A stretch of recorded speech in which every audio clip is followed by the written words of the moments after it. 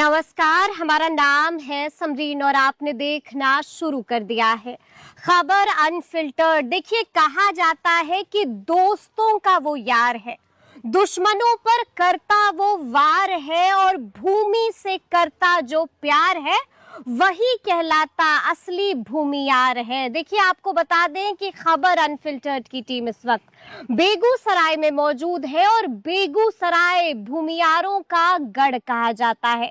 देखिए, राष्ट्र कवि रामधारी सिंह दिनकर की ये जन्मभूमि भी है, लेकिन यूं तो बेगूसराय कई वजहों से चर्चा में बना रहता है। लेकिन यहाँ पर इन दिनों एक शख्स की खूब चर्चा हो रही है। नाम डॉक्टर सोनू शंकर है और इनके बारे में कहा जाता है कि अगर सोनू शंकर ने एक बार कमिटमेंट कर दी है तो फिर वो अपने आप की भी नहीं सुनते। तो आइए फिर बिना देरी के सीधी बातचीत डॉक्टर सोनू शंकर जी से ही करते हैं। सबसे पहले बहुत शुक्रिया बातचीत के लिए। धन्यवाद मैम। अभी आपने कुछ देर पहले जिक्र किया था जनसुराज 2.0 का। ये क्या है जनसुराज 2.0? मैम फेज सेकंड, अब इलेक्शन तो खत्म हो गया। हाँ। एक साल पहले बनी हुई पार्टी थी, ज्यादा पुरानी थी नहीं। और मैंने तमाम पार्टियों को देखा, चाहे राजद हो, कांग्रेस हो या अन्य दल हो, वो तो स्थापित पार्टियां थी। उनको कितना सीट आया? बिल्कुल।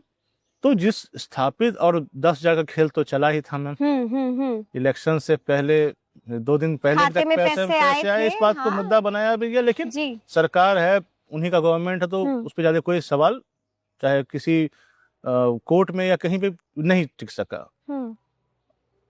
अब है 2.0, मतलब यही है कि फिर से नई शुरुआत, जो यानी कि फिर से जीरो से स्टार्ट। हाँ, हमेशा होता है, मतलब और जीरो से स्टार्ट। मतलब हम लोग चाणक्य कहते थे कि जो मतलब हारता है वही सीखता है, वही फिर एक नंबर जीतता मुकाम है। पे पहुंचता है। बिल्कुल बिल्कुल बिल्कुल। तो बस ये 2.0 यही है कि फिर से हम लोग जगे, फिर से मेहनत करें और फिर से अब बिहार, मैम ये बात तो आप भी जानती हैं कि विपक्ष विहीन हो गया सरकार। अब विपक्ष है ही नहीं, कोई मुद्दा ही नहीं उठा रहा है। चाहे बिहारी को दिल्ली में पूछ के कि तुम बिहार से हो या बिहारी हो, गोली मार दिया जाता है। आप पांडव कुमार का जिक्र कर रहा हूँ। बिल्कुल, हाँ। तो विपक्ष मुद्दा कहाँ उठा रहा है, किस चीज का मुद्दा उठा रहा है? यानी कि विपक्ष का रोल निभा रहे हैं प्रशांत किशोर। एक्टिव तो अभी हम ही लोग हैं और तो कोई दिखाई नहीं पड़ रहा है। और जनता मैम, अब आप लोगों से पूछेगा तो कहेगा कि नहीं, अगला विकल्प जनसुराज ही है और जनसुराज ही आएगा। जनसुराज ही अगला विकल्प है और आएगा तो जनसुराज ही आएगा।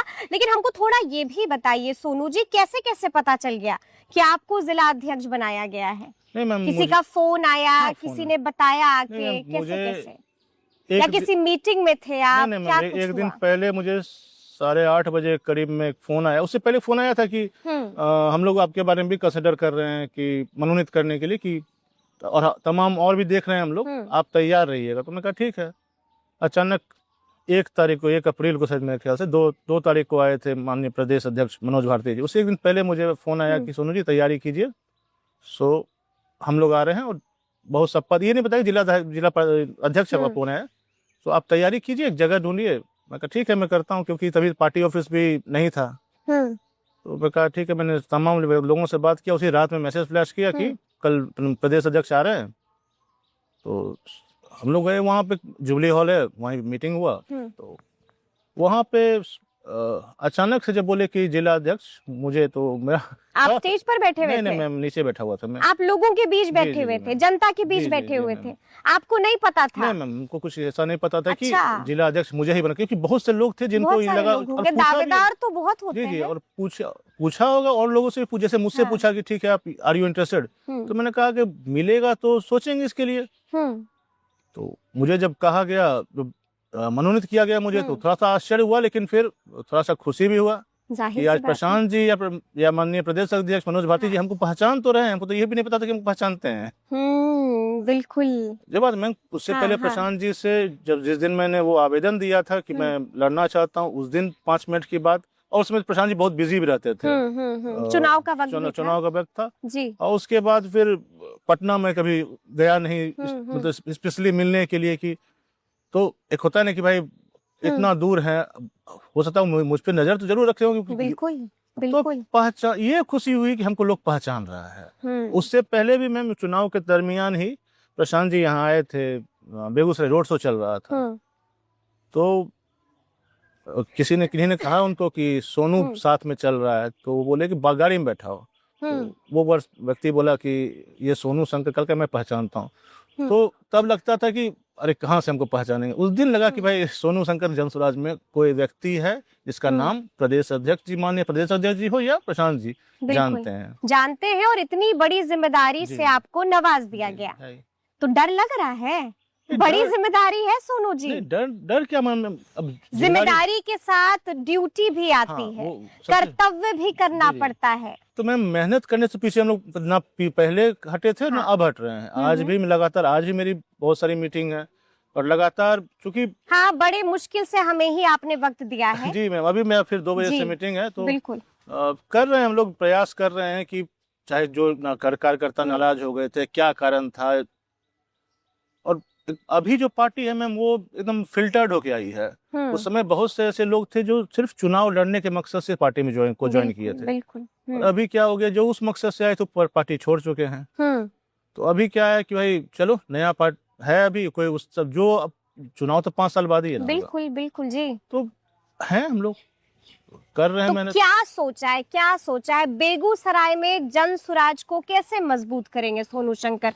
कुछ तो रोड मैप होगा दिमाग में, कुछ तो सोचा होगा कि ये होगा मेरा प्लान ऑफ एक्शन। नहीं, वही हम लोग कर रहे हैं। अभी हम लोग क्या कर रहे हैं, जैसे ब्लॉक जो होता है, हाँ, तो हर ब्लॉक 18 ब्लॉक है अपने बेगूसराय में, तो हर ब्लॉक पे हम लोग मीटिंग कर रहे हैं अभी, और लगभग 2 दिन में कंप्लीट हो जाएगा हम लोग का। वहाँ पे हम लोग 51 का टीम बना रहे हैं।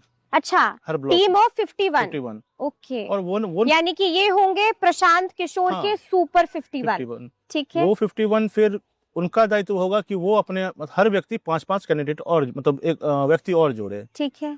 तो वो संख्या जब हो जाए, हर पंचायत में हम पहुंच जाएं, तब कह सकेंगे कि हाँ मैंने अपना टास्क पूरा किया, मेरे पास व्यक्ति है और जो जन स्वराज के लिए समर्पित है जी। और पहले क्या होता था मैम, पद जो था पे ऊपर से ही नोटिस आया कि ये इसको दिया जा रहा है, पहचानते भी दूसरे को नहीं थे।